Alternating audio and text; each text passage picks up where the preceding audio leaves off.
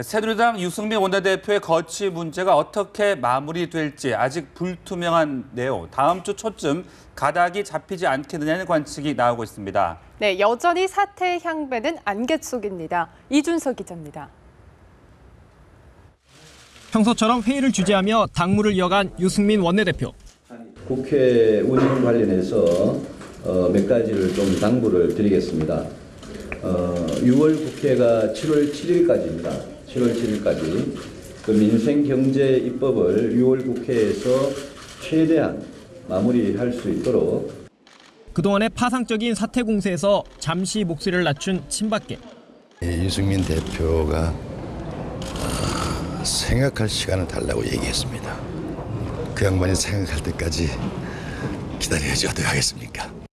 국회법 개정안 제의가 예정된 6일까지 유승민 원내대표가 퇴로를 찾도록 일시적이나마 휴전에 들어간 모양새입니다. 관심의 초점은 유승민 원내대표의 선택에 맞춰집니다. 물러나야 할 이유를 찾지 못하겠다는 생각엔 변함이 없는 분위기여서 언제든 친박계 공세는 재점화할 수 있습니다. 비박계 반발이 점차 거세지는 것도 변수입니다. 당내 지형에서 우위를 점하고 있는 비박계가 유승민 구명에 나선다면 친박계와의 강대강 대치는 불가피합니다.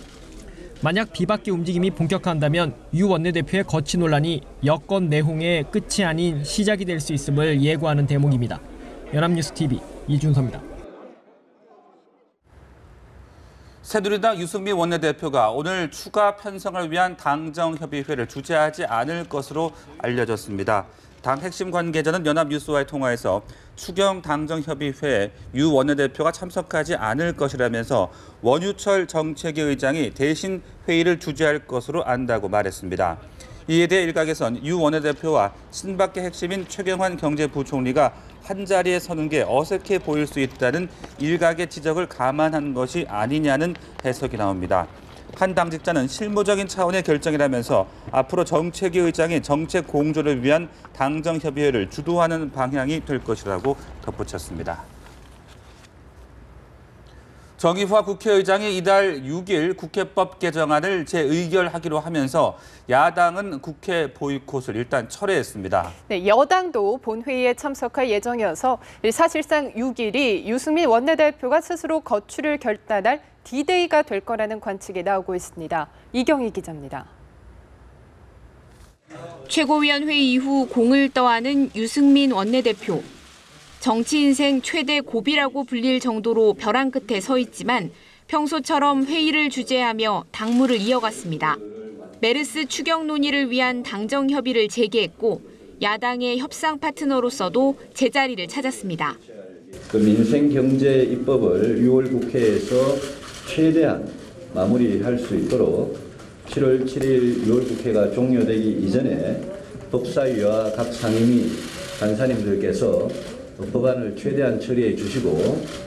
그러나 유 원내대표를 둘러싼 환경은 여전히 녹록지 않습니다. 당장은 친박계가 결단을 기다리겠다며 한 발 물러섰지만 시한이 길어 보이진 않습니다. 이런 가운데 정의화 국회의장이 다음 주 국회법 개정안 재의결을 추진하기로 하면서 사실상 이날이 유 원내대표가 결단을 내릴 D-Day가 될 것이라는 관측이 나옵니다. 대통령께서 우리 국회에서 보낸 법에 대한 제의를 요구를 하면 국회는 제의에 붙이도록 되어 있습니다. 6일 날 그 제1항으로 이 국회법 제의에 대한 것을 상정을 하고. 김무성 대표는 본회의장에 들어가겠다고 밝혀 사실상 유 원내대표에게 결자 해지할 기회를 줬다는 해석이 나옵니다. 유 원내대표가 표결 불참을 선언해 의결 정족수 미달로 법안이 상정되지 못한다면 자동 폐기 수순을 밟는 동시에 대통령 뜻도 존중하는 모습을 보여줄 수 있기 때문입니다. 이렇게 국회법 처리를 마무리하고 유 원내대표가 스스로 물러남으로써 정치적 타격을 최소화할 것이라는 예상이 나옵니다. 그러나 여전히 물러날 이유를 찾지 못하겠다는 개인적인 판단에는 변함이 없어 정치적 부담을 감수하고도 사퇴를 거부할 가능성도 배제할 수는 없어 보입니다. 연합뉴스TV 이경우입니다. 정부 여당이 이렇게 시끄러운 틈을 타 야당은 어부지리를 노리는 모습입니다. 네, 문재인 대표의 인사에서 비롯된 계파 갈등을 덮고 경제 정당 구호를 앞세워서 당을 안정시키려는 건데요. 박경준 기자의 보도입니다. 최재성 사무총장 인선을 놓고 주류와 비주류 간 대립을 이어가던 야당이 갈등 양상을 잠시 덮고 민생을 외치고 나섰습니다. 극한 대립으로 여권이 혼란스러운 이 시국에서마저 분열해서는 안 된다는 전략적 판단이 작용한 것으로 보입니다. 정의화 국회의장이 국회법 개정안을 본회의에 상정하겠다고 밝힌 데 따라 국회 보이콧을 풀면서 의사 일정에 임하는 결단도 내렸습니다. 오늘부터 국회는 상임위 일정을 포함한 모든 국회 일정, 민생 국회는 다시 시작됩니다. 문재인 대표가 취임 초기 의욕적으로 추진하다 주춤했던 유능한 경제정당 행보에도 공을 들입니다. 대표 직속의 유능한 경제정당위원회를 두고 경제 이슈를 집중적으로 공략해 외연을 넓히는 데 주력할 예정입니다. 유능한 경제정당위원회는 우리 당의 집권 엔진입니다. 우리 경제를 살릴 수 있는 대안을 마련해 나갈 것입니다. 위원회는 19대 총선 당시 공천심사위원장을 지낸 강철규 전 공정거래위원장과 경제통인 정세균 전 대표가 공동위원장을 맡아 이끌게 됩니다. 연합뉴스TV 박경준입니다.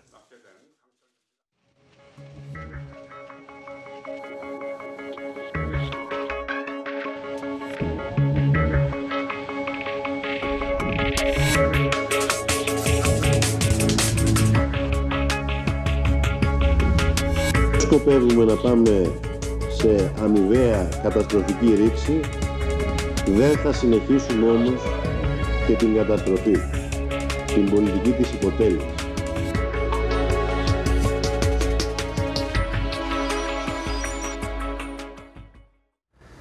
그리스가 끝내 기술적 디폴트를 맞았습니다. 구제금융 마지막 날 채권단과 긴박하게 협상을 벌였는데요. 네, 하지만 그리스는 구제금융을 받지 못하게 됐습니다. 아테네에서 김준혁 특파원이 보도합니다. 그리스와 채권단이 파국을 막기 위해 막판 협상을 벌였지만 채권단은 단호했습니다. 그리스는 구제금융 종료 시간을 얼마 남겨두지 않은 30일 오후 3차 구제금융을 전격적으로 제한해 일말의 기대를 갖게 했습니다. 그리스는 또 3차 구제금융 전까지 기술적 디폴트를 막기 위해 현행 구제금융을 단기간 연장해 줄 것도 요구했습니다. 그러나 유로존 채권단은 긴급 회의 끝에 너무 늦었다며 이를 거절했습니다. 채권단의 거부로 그리스는 구제금융 지원을 받지 못하게 됐고 IMF에 부채를 상환하지 않아 기술적 디폴트를 맞았습니다. IMF는 공식적으로는 체납이라고 규정하지만 채무 불이행이라는 점에서 디폴트나 마찬가지입니다. 그리스는 IMF 출범 이후 선진국이 체납한 첫 국가라는 오명도 얻게 됐습니다. 다만 유로그룹은 내일 다시 회의를 열어 그리스의 새 제안을 논의할 예정입니다. 그리스 정부 내부에서도 은행 영업정지로 여론이 악화하자 채권단과 타협하고 국민투표를 취소해야 한다는 주장도 나와 추이가 주목됩니다. 아테네에서 연합뉴스 김준혁입니다. 네, 간밤 뉴욕 증시가 소폭 반등했습니다. 그 전날 그리스 부채 협상이 결렬된 여파로 급락한 것에 대한 반작용으로 분석되는데요. 네, 자세한 시황을 뉴욕에서 연합인포맥스 이종혁 특파원이 전합니다. 뉴욕 증시가 그리스 여파를 주시하면서 전일 낙폭을 소폭 되돌렸습니다. 다우지수와 S&P 지수는 각각 0.13%와 0.27% 올랐습니다.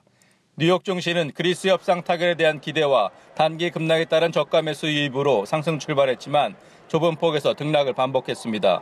그리스 긴장감이 여전하기 때문입니다. 유로존 재무장관들은 그리스가 제안한 구제금융 2년 연장안을 거부했습니다. 유로화 안정기구도 그리스의 구제금융 프로그램이 연장 없이 만료될 것이라고 확인했습니다. 신용평가사 스탠더드 앤 푸어스가 그리스 4개 은행의 신용등급을 선택적인 디폴트로 강등했습니다. 유럽연합의 추가 지원 없이는 6개월 안에 디폴트가 발생할 수 있다는 의미입니다. 토마 피케티 등 저명한 경제학자들은 유럽연합의 부채 수합 등을 통해 그리스가 부채를 상환하게 할 것을 촉구했습니다. 이들은 또 그리스 정부를 이끄는 급진자파연합인 시리자도 큰 개혁을 감수할 것을 약속하라고 요구했습니다. 6월 미국의 소비자 신뢰지수가 예상치를 상회하는 상승세를 보였습니다. 컨퍼런스 보드는 6월 소비자 신뢰 지수가 시장 예상치 97.5보다 높은 101.4라고 발표했습니다. 고용시장 호조에 따른 소비 증가가 미국 경제를 이끌어가는 모습입니다. 스탠리 피셔 미국 연방준비제도 부의장이 고용이나 물가에 대한 목표가 완벽하게 달성되지 않아도 금리가 인상될 것이라고 말했습니다. 뉴욕에서 연합인포맥스 이종혁입니다.